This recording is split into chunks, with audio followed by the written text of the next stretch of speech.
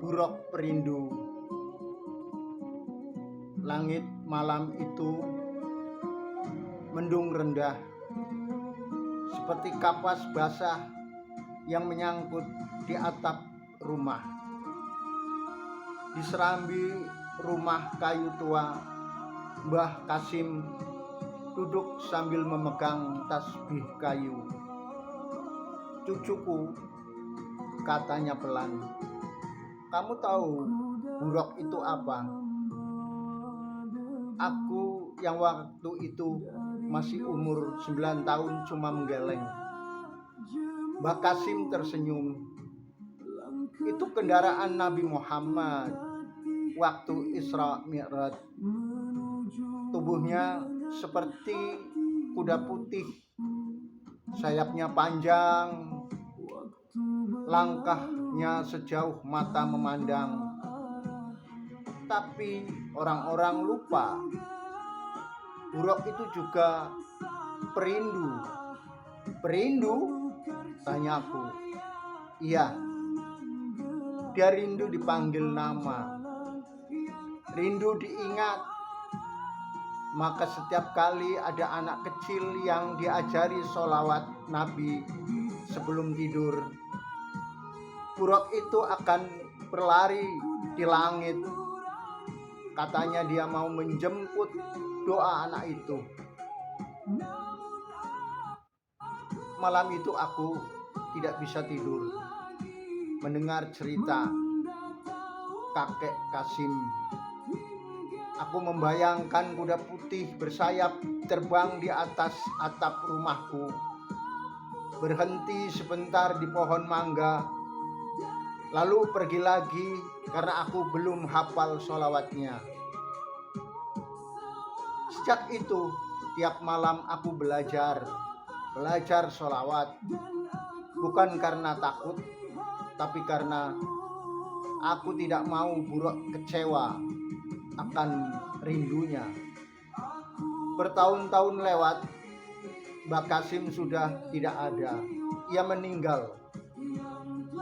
Rumah kayu itu sudah diganti bata, tapi kebiasaan itu masih ada. Sekarang tiap aku lelah, aku duduk di serambi. Tidak ada tasbih, tidak ada Mbah Kasim, cuma aku dan langit yang sama.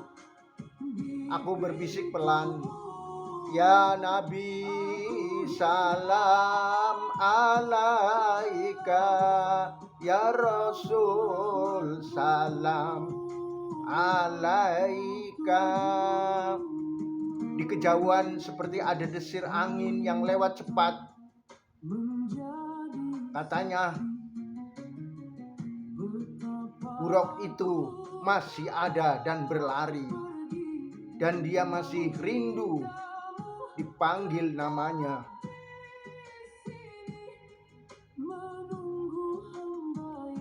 Malam terus merangkak, menyulam salawat Nabi.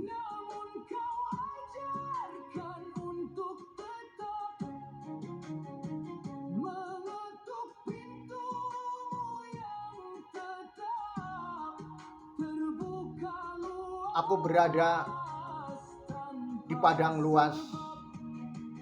Langitnya berwarna ungu tua. Di depanku ada kuda putih bersayap. Matanya tenang, tapi kakinya gelisah. Dia tidak bicara. Dia cuma menunduk. Lalu aku sadar, dia menunduk bukan karena menghormat, tapi karena lelah. "Kenapa kamu berhenti?" tanyaku dalam mimpi. Buruk itu mengangkat kepalanya, dan aku mendengar suara Mbah Kasim lagi. "Aku tidak berhenti karena kamu lupa, Nak. Aku berhenti karena kamu lupa. Kenapa kamu dulu memanggil?" Aku terbangun. dengan napas tersengal.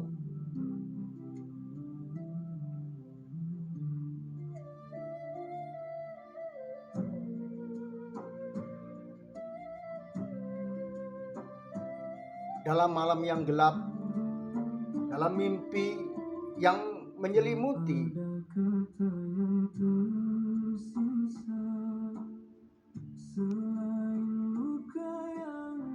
dalam waktu yang lain, aku selalu mengajari keponakanku yang umur 7 tahun untuk bersolawat. Dia tanya, "Om, buruk itu benar ada?" Tanya keponakanku. Aku tersenyum, "Ada, tapi dia tidak datang kalau kamu cuma memanggil pas kamu butuh."